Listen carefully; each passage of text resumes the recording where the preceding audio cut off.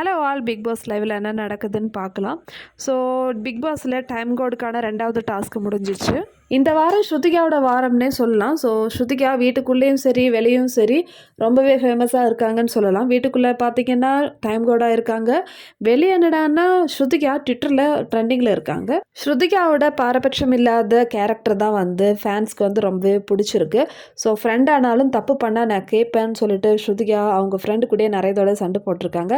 So இந்த ஒரு attitude இல்லைனா இந்த ஒரு பிஹேவியரை வந்து எல்லாருக்கும் வந்து ரொம்ப பிடிச்சிச்சு. ஸோ அதனாலே வந்து ஸ்ருதிகா சைடு வந்து நிறைய பேர் சப்போர்ட் பண்ணிட்டு தான் இருக்காங்க. அதுக்கப்புறம் இந்த டைம் கோடு டாஸ்க்ல நிறைய சண்டைகள் நடந்தது. Especially Rajith versus Digvijay.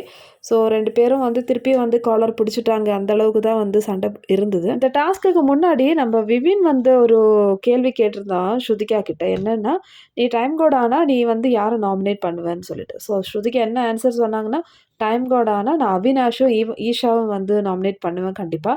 ஏன்னா இவங்க 2 பேரும் ரொம்ப நாளாக நாமினேஷன்லேருந்து தப்பிச்சுட்டே இருக்காங்க. இனிமேல் ஸ்ருதிகா நிறைய அதிரடியான விஷயங்கள் அந்த வீட்டில் பண்ணுவாங்க. ஸோ அதெல்லாம் நம்ம வெயிட் பண்ணி பார்க்கலாம் மக்களே. ஆஸ் யூஷுவல் வீடியோ பிடிச்சிருந்தா சேனல் லைக் பண்ணுங்கள், ஷேர் பண்ணுங்கள், சப்ஸ்கிரைப் பண்ணுங்கள்.